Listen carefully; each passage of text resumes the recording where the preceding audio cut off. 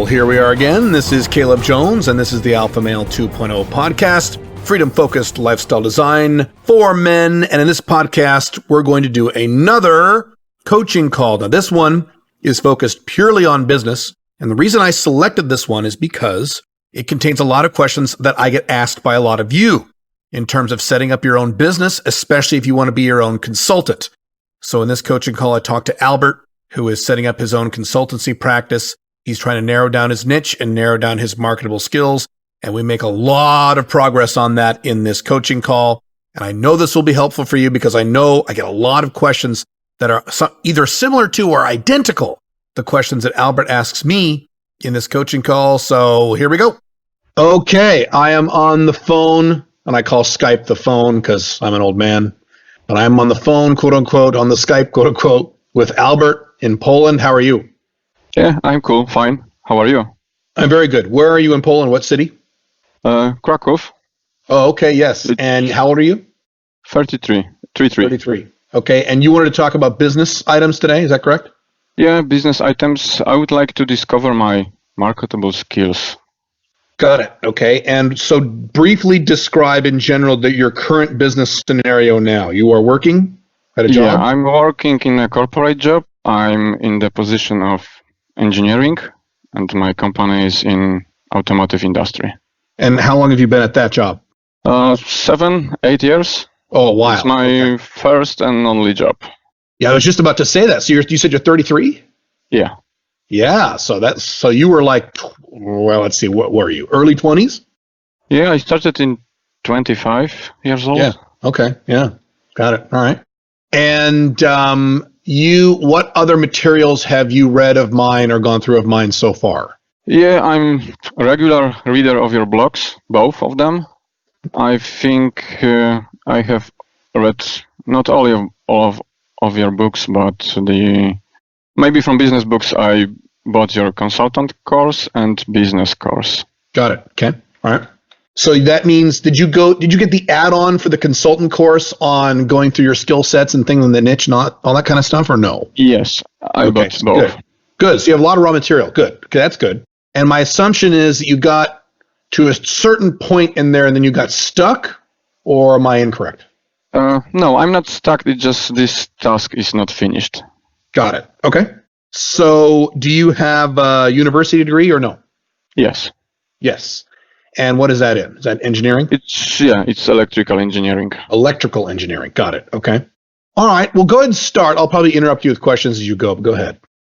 Okay. So my question is, what would be my marketable skills where I can find some overlaps with my current knowledge and skills, interests, talents to use it into my future business? And you already understand that right off the bat, if you are an electrical engineer, or is that accurate for me to say you're an electrical engineer now? Is that accurate or not quite? It was accurate for 6 years. I changed position, but it's very close to that. It's more even more niched in that industry, in that field. So engineering is a marketable skill, obviously, right? So you have one right there. That's an easy one. Mm-hmm. Are you trying to unlock more skills, or are you trying to narrow down how your engineering skills will work, or both? Yeah, how my engineering skills will work. And I have some plan in my head to do a consultant business inside that industry.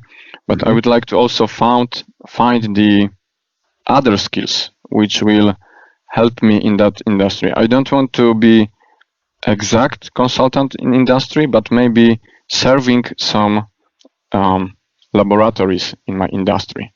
Okay, as a what? Serving laboratories, what would be the benefit to the laboratory from your service, based on your idea right now? This is something which I need to start looking for that, because I have a plan to do LinkedIn, not marketing, but a bunch of networking lab managers. Yeah, good. What is their problems? Got it. So you need to do research on the niche of what the problem of the niche is. Yeah.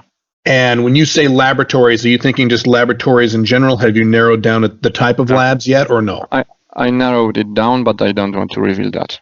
It's, Got it. Okay. So you have a type of niche that you're thinking of in terms of type of laboratory. Yes, I can describe it in general. Okay. Go ahead. When you produce electronics, you need to fulfill a bunch of certification and so on. Yes. And this laboratory serves in one of the field which your device must work and be compliant with certain standards. Are those industry standards or governmental standards or both? Both.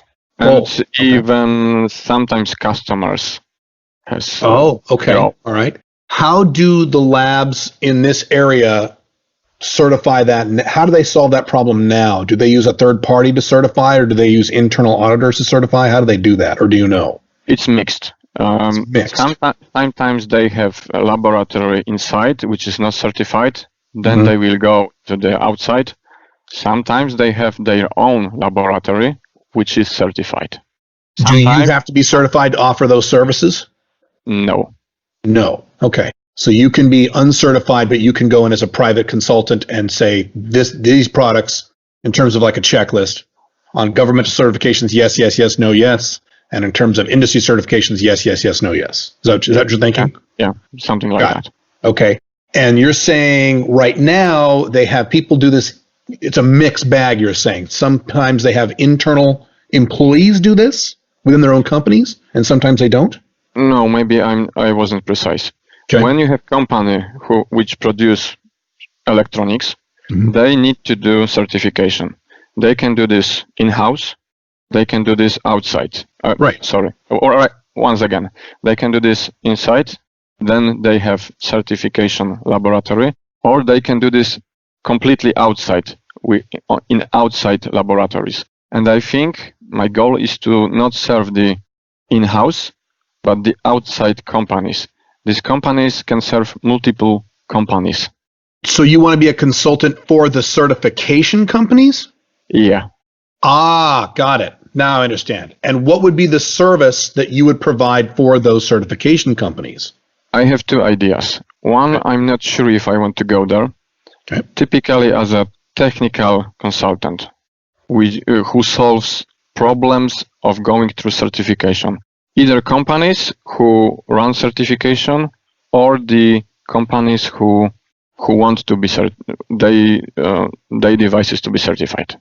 I'm not sure if this is good direction because many times I need to have measuring devices on my desk to help them solve technical problems. I would like to avoid that because it's not maneuverable. Yes, and also they probably already have technicians on staff that do that. Yes. Right. Okay, so what was the second idea you had? Second idea which I need to dig in is to somehow serve that niche. I see. So I need to find what is their problem. Maybe not technical problem, but something that my other skills can help them.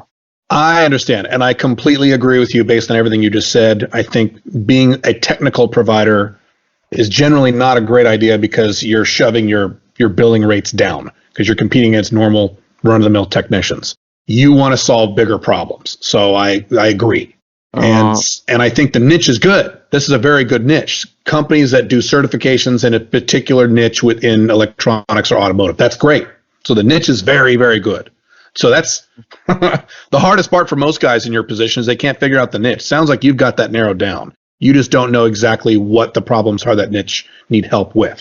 Is that accurate so far? Yeah, accurate. And maybe one idea on the side. There is a market on that consultant. I know several guys who are doing this. They are single, let's say, consultant. They have some small lab in their house, and they can consult other companies on both sides of certification. Doing the technical work or doing more business advice, or both? More technical, solving technical problems. I see. And I think somehow I also can serve them. Maybe not exactly the same things, but I see two spots where I can. If you served them, it would be more coaching than consulting, because these are probably independent operators, correct? Without companies or employees, right? Which is fine. That's fine. There are coaches who make a lot of money, and you'll be very niched. You'll be an extremely niched coach. So that's fine too. There's coaching and consulting are both valid. My overall advice, however, is to always focus when you're starting from scratch, focus on one of those two and add the second one later. Uh-huh. So one of the decisions you're going to have to make is which one do you do first and which one do you do second. I would not advise you do both at the same time. Unless you have a lot of free time on your hands, and if you have a full-time job, you probably don't. Yeah, I think firstly I will go to the bigger industry. I mean to the certification companies. I would do the same. I already see and have some connection on LinkedIn. I will start how to call it blitz. Yeah. Soon to send invitations, sending messages. And these are guys in these companies that do the certifications, correct? Laboratory managers.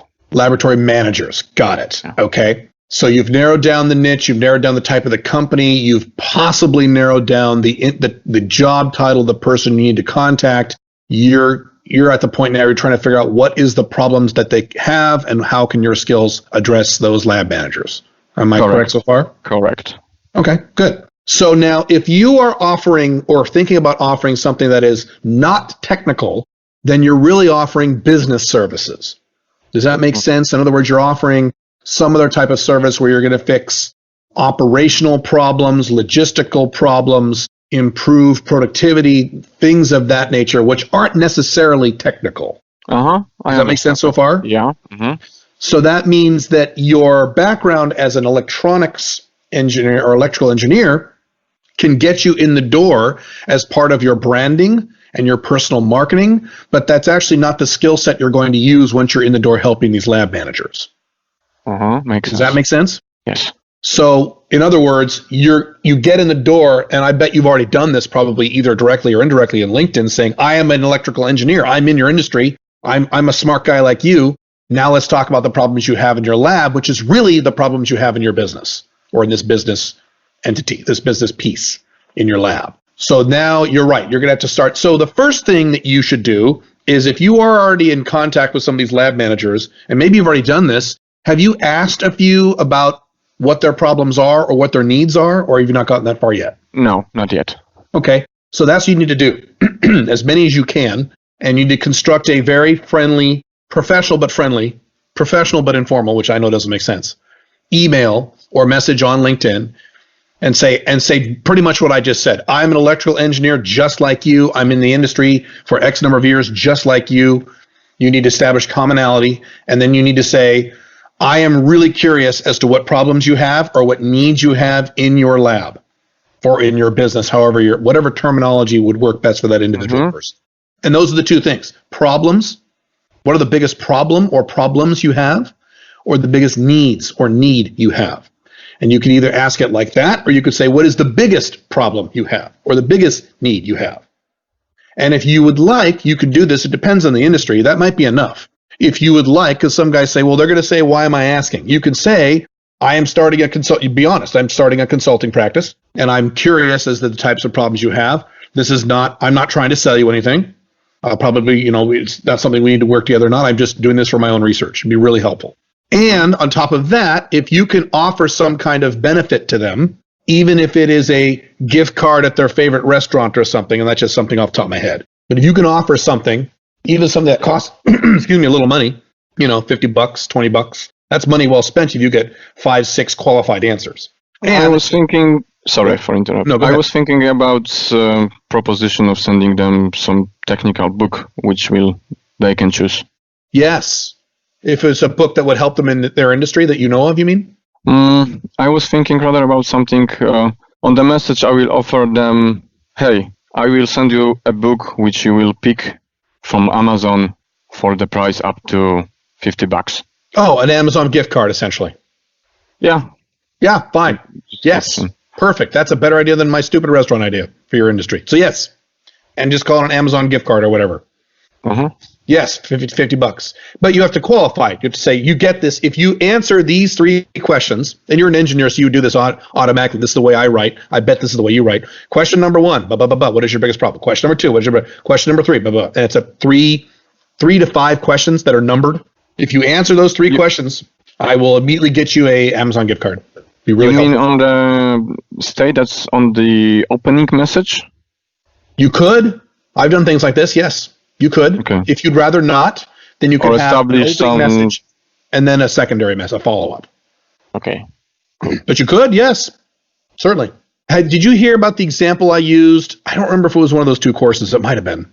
Of the consultants that I worked with, where one of them wrote a little book and self-published a little book on what is stuck in your business. And they would mail out the book to 200 people in a given city, and they would get 2 or 3 clients every time they did that. Is that? Yeah.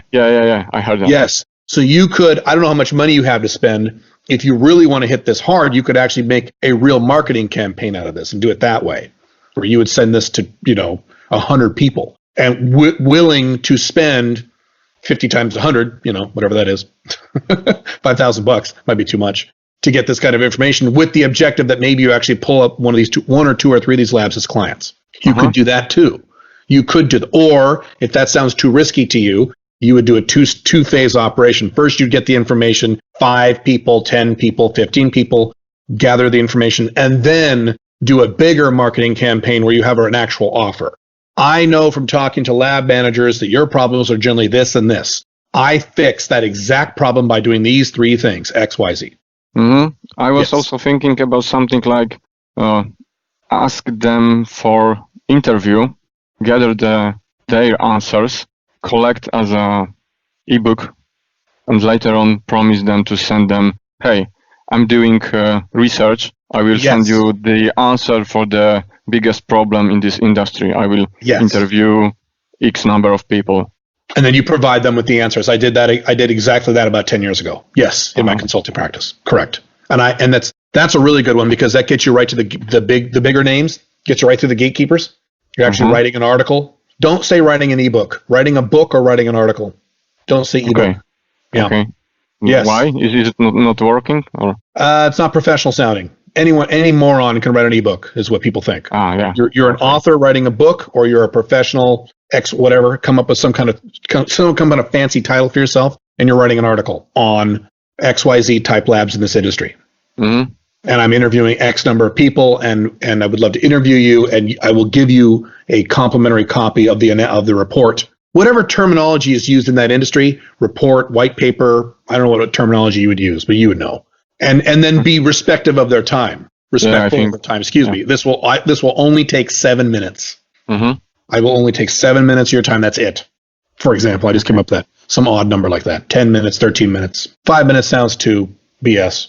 10 minutes, 15 minutes, something like that. Yeah, I think pretty much we that'll covered work that very well. And the possibilities are decent. They're not wonderful, but they're decent. You would pick up 1 or 2 of those guys as a client. Later on.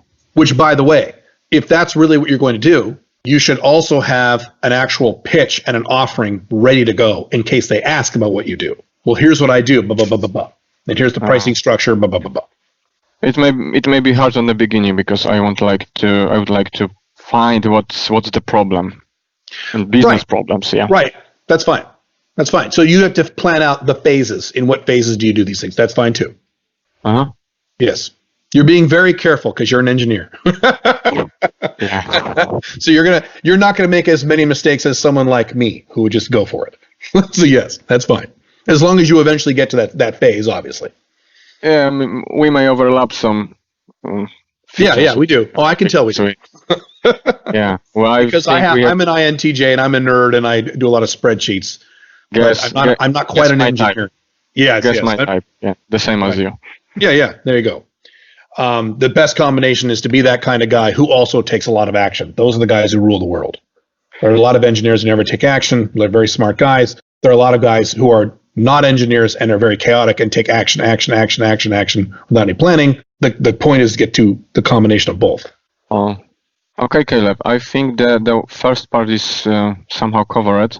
Good. I think also I'm aware of my technical skills. Could you ask me some questions to uncover skills which may help to solving these business problems? Yes. What skills have you used in your job? And let's not filter them. Let's not say, well, they're technical or not. So even if they are technical or not, what skills have you used in your job to benefit your employer or to improve your employer's condition? As a matter of fact, as I have a spreadsheet full of this information. I figured you would. Yeah. But most of them are based off the knowledge of the skills from my company, and this is hard skills. You mean technical skills? When you say technical hard skills. skills, what do you mean? Yeah, technical skills, knowledge skills, and something which I took from university. Okay. What if you were to delete those or cross those off the list temporarily? What do you have left? It's okay. Let's start. And I have some other questions too. Well, let's start with that. Okay, just quickly. I have camping skills, public speaking because I'm a member of Toastmaster. How long? 8 months. Great. Excellent. Okay, good. So, what was the first thing you said? First thing? You said camping or something like that? Yeah, camping because I'm interested in camping. Oh, literally camping. Okay, all right. Camping tents on wild nature. Understood. Okay. I can provide trainings. I did it in my company, like training in class for 40 plus people. Perfect. Wonderful. That's very good. Set that aside as a good one. Public speaking and training are both fantastic. Mm-hmm. True. When you say training, are you talking about one-on-one training or group training or both? Group training, like providing classes. Fantastic, because a lot of engineers could never do anything like that. So great. Very good. Keep going. I'm interested also in the fitness, like bodyweight training, stretching, mobility. Okay, good. Basic skills of audio, video editing. I think I'm a good listener and fast learner. So I was going to ask about the learning process. Those skills that you're talking about, the technical skills, I am sure that you learned the baseline of those skills at university, but the skills that specifically apply to your employer, you learned on the job from your employer, correct? Exactly. And my guess is you learned those very quickly and got up to speed very quickly. Yes, and I did it by myself. So those are learning skills. I call those assessment skills in terms of the business world. So that means that you have a skill set where you could go into a lab that you've never been to before and assess things very quickly. When I say quick, I mean comparatively quickly. That doesn't mean literally in minutes, maybe in a few days, few weeks, what have you, as compared to someone else. I never thinking about that, but it may be true. Well, you could. I think you could. I think that's a skill set you have. Whether or not that's a skill set you want to use or advertise, different story. Right now we're brainstorming. But I'm sure that's a skill you have. You could actually do, my guess is you would probably be very good at auditing. I don't mean financial auditing. I mean productivity auditing. Yes, that kind of stuff at a lab. Okay. And that's something that's extremely valuable, especially for labs. I've worked with a lot of labs in biotech. Very similar. And you mean not only official auditing, yeah? Not only official what? Auditing, audit. How to say that? Yes. Because I'm not talking about official auditing. Yeah, not financial auditing, process auditing. Because in my industry, I have a lot of audits. It's if you are in accordance with special norms like ESO, DIN, and so on. Yeah. Okay. There you go. Put that aside as your core skills, auditing. I think for official auditing, I need to have like some license or something. Correct. Often you do. So I'm not talking about that. I am talking about productivity auditing, which I do actually in my consulting practice. Mm-hmm. That you could have an entire consulting practice just doing nothing but productivity auditing. Mm-hmm. Cool. You make $500,000 a year plus doing nothing but that for labs. I'm not saying do that, but I'm giving you more ideas. Yeah, it's a good idea. That is a hugely valuable skill that labs need. Okay. Yes. I will put that on my list to ask a question to these lab managers. Yeah, that is big. Now, some people hate doing that. Some people hate auditing. So you're like, I don't want to do it, be an auditor. Fine. Now, you can also, if you find value in that, that's also, the beauty of auditing is something you can sub out very easily to subcontractors, very inexpensively. Mm-hmm. You can charge a lab, $85,000, pay your subcontractors $15,000 and pocket the rest. Mm-hmm. Yeah. Okay, other skills which I have on my list. Not related, but don't judge. I have self-defense kind of skills. I mean, martial arts. Yeah. Okay. I think I like that next skill, and as I provided training, I think I'm good at explaining technical problems to not technical people or people from different fields. Okay. Yes, hugely valuable skill. We have to figure out how to translate that into your niche because these are probably already technical people. But you're right, that is an extremely valuable skill that most engineers do not have. I spent much of my career working with IT nerds, and they're very smart, but they have a lot of trouble communicating with humans. Mm-hmm. Yes, so that's a very, very valuable skill, particularly if you're going to be doing coaching or one-on-one training. Mm-hmm. Whether or not that translates to the niche that we're talking about, I don't know, because you're probably already dealing with very technical people. So that's something you have to think about. But that is a hugely valuable skill. I'm wondering if this can work the opposite way. I mean, explaining not technical knowledge like psychology or I don't know to technical guys. Yes, as long as you can match it to a problem or need they have. For example, if your niche is the lab manager needs to pitch his ideas to the CEO, he doesn't know how to do this, or needs to pitch his ideas to prospects or potential clients of his company, and he doesn't know how to do that, then yes. So you have to match that to a very unique and specific need or problem that technical person has. Okay. I am a technical person, and in order to do this in my job or this in my business, I have to communicate to very non-technical people these things. Now, a good example of that are the technical advisors that salespeople use. So when they do high-end sales for very expensive systems, multi-million-dollar systems, the salesperson comes in, there's a junior salesperson, and then he brings in the technical advisor. And he sits next to the salesperson as he pitches the CFO or CEO or VP of sales or what have you. So the technical person can then describe the technical processes when there's technical questions. And so you could train that person, for example. Mm-hmm. You mean a salesperson in that situation? The technical advisor person in that scenario. Okay. Technical sales. Yeah. Got it. Or you could also, because I've done a little of this myself, not lately, but I've done it, train technical salespeople. That's big money. You're training salespeople, and they're not technicians, but they're technical because they're selling technical items, high margin technical, software systems and things like that, or what have you, and they're selling high-end technical services. They're not technicians, but they're technical people. You train the technical salespeople. You could be a coach to salespeople, for example. Yeah, it may be beneficial. I have some other niche back of my head. Okay. But it's on the line. It's not on the anything selling to salespeople is very profitable and very easy to make money comparatively to other things, because sales is the department that all companies throw their money at. Mm-hmm. Technical departments, they hate spending money, as you probably know. Yeah. But the sales department, they will dump truckloads of money on the sales department. So selling anything to salespeople or sales staffs or sales groups is much easier money. Mm-hmm. I never think about that. Yes, that is huge. And I come out of my last job before I started my first company was at Nike, and I was part of the technical staff of their sales department. And boy, do they spend money. But that's not unusual. Companies just dump money on salespeople. So it's very easy to hire yourself out to, including big companies. I train your salespeople on how to do X, Y, and Z. And if you work with me, your sales will go up by whatever, 14%, 22%, blah, blah, blah, because your salespeople will be able to do this and this, whereas they couldn't before. They couldn't communicate these technical topics. Did you train them on pure technical skills? Yes. Okay. And it was more about fielding technical questions from when they were doing sales calls. That's what I did. Okay. And that was easy money. So you basically you provide technical training to guys from sales. Generalized technical training. Mm-hmm. Yeah. Okay.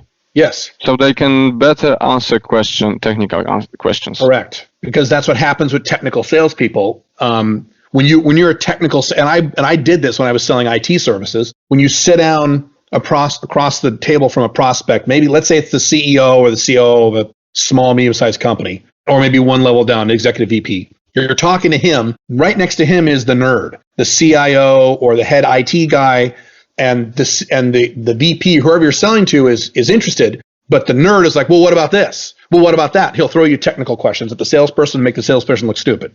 Mm-hmm. And if the salesperson isn't technically oriented or doesn't have that technical guy sitting next to him, he could look stupid. Mm-hmm. So that salesperson needs to be able to field those technical questions very quickly and easily, and he needs to be trained to do that. Yeah. If you're the guy training that person or training the technical guy next to him, either one, that's easy money, and you can get into some big companies doing that. Okay, cool. Yeah. Okay, another skill. It's it's not judged. I just have some skill on writing technical instruction or manuals. Good skill, but very hard to make a lot of money because you're competing with India. Okay. Like most technical skills, it's hard to make the big money doing that kind of stuff. You can. Yeah. You can. It's still a valid skill. It's just hard to plug that into something that makes easy money, high margin money. Because I can go on Upwork right now and hire a guy in India to do that real cheaply, and it'll be pretty good. Yeah. But it is a skill. Good point. So the way that works for those kinds of skills is what other skills that branch off from that skill that would be a little more specialized. That's the question you ask when you have those kinds of skills. Like when guys say, I'm really good at making websites. Well, that's great, but I can go to Fiverr.com right now and hire a guy. So what other skills from that skill that spawn off that skill that are a little more specialized? And then it may not be a question you can answer right at this moment, but it's something to think about. But you mean in general on this last topic? Your last sentence, you refer it to my last point, writing technical instruction, on in general? Yes. In general, when you have a technical skill that a lot of other people do. Okay. Including the ability to write technical manuals. Including that. That is a valid, real skill, but in this era of geo-arbitrage and the internet, you have millions of people competing against you who can charge much less than you. So the way around that is, how do you take that skill and spawn off 2 or 3 other skills from that skill set? Maybe you're really good at, I'm trying to give a good example for technical writing, because I don't know much about that. I've worked with a few guys. Maybe you're really good at summarizing complicated technical papers into very simple to understand white papers for less technical people, for example. Now that's much more marketable. And that's just an example off the top of my head. See what I'm saying? Yeah. So like the example of I forget the name of the guy who provide comic funny animation. He combined the poor drawing skills with poor humor, with pure something. And are you talking about South Park? Sorry? Are you talking about South Park? No, never mind. It's popular nerd comic, internet comic. Nerd internet comic. Okay. Yeah. This example was in the... Nothing comes to mind. Yeah. Dilbert? Yeah, exactly. Oh, Dilbert. Yeah. Scott Adams. Yeah. Yeah, yes. Scott Adams. So he combined several poor skills, let's say, into the one profitable skills. He did, and what he did correctly, it's been many years since he's done this. I mean, a long time. But back in the 90s when he got started, so I was still working in the corporate world when Dilbert came out, he niched. It wasn't just a funny comic with funny characters. It was about characters who worked in a big, giant, soulless corporation that they hated. And it was about workplace problems for those people. Yeah. So he was very narrowly niched. He wasn't just writing a funny cartoon, because that'd be stupid. That's why he did well. And he himself, you're right, he himself has admitted he's a terrible artist. Right. He was very niched, and he tapped into a niche that was big, that no one thought was a niche. People who can't stand their corporate jobs working for big, giant, soulless corporations. Right. But you're correct. That's what he did. And he niched. I also have on my list, I did your task of ask friends of my skills. Yes, good. So maybe just go quickly through them. Yeah, let's do that.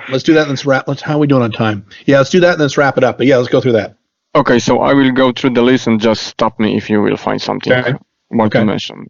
Goals-oriented, good planner, deep problem analysis, teamwork, non-workaholic. Well, good problem analysis is good. That's my favorite so far. Non-workaholic, I interpret that to mean you have better life balance than a typical engineer. Probably. Which is fine if you're going to be a coach. It doesn't really help you as a consultant.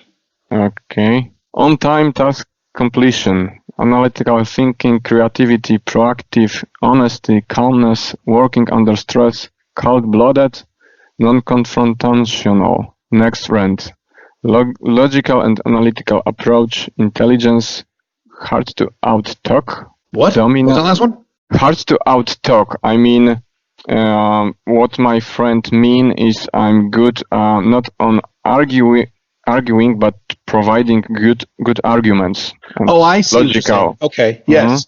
Several of these things, the commonality that comes out in all of these things to me is that you are an engineer that works very well with humans.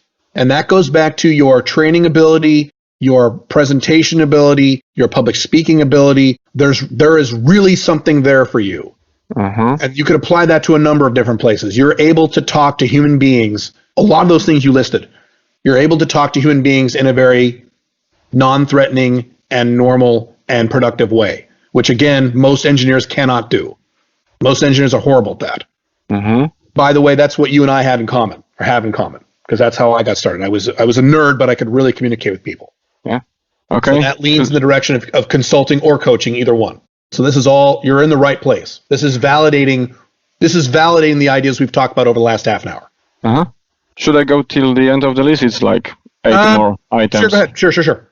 Dominant, good for leadership, planning, openness, persistence, to the point, goals-oriented, keeping commitments, well-prepared for tasks, analytical thinking, independence, planning, some more which I forget what is the English.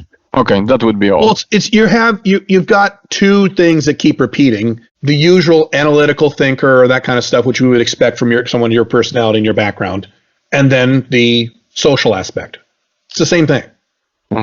So there's nothing earth-shattering in there. It is reinforcing your ideas. Now I'm much more confident after you read that you should be a consultant or a coach, and it should be something focused on where you're talking to people. Training or evaluating or auditing, something like that, where you're talking to a lot of people, or coordinating on the higher end with people who are these lab managers, something more hands-on. That doesn't mean you're doing the work. You can hire out people to do the technical work. You could sub all that out.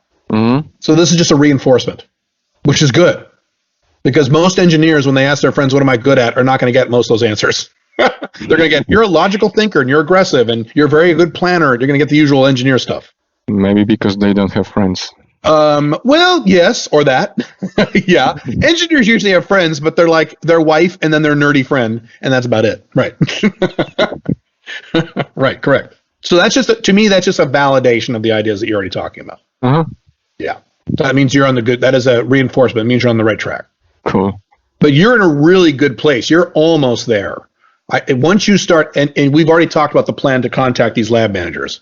Once you start executing on that, the rest is going to be very easy. You've covered all the hard stuff. You've got your niche, and I think you're pretty clear on what you're good at. What helped me, it's in one of your materials, you said that you don't have to serve the exact thing in which I'm doing right now, but something on the side, yeah?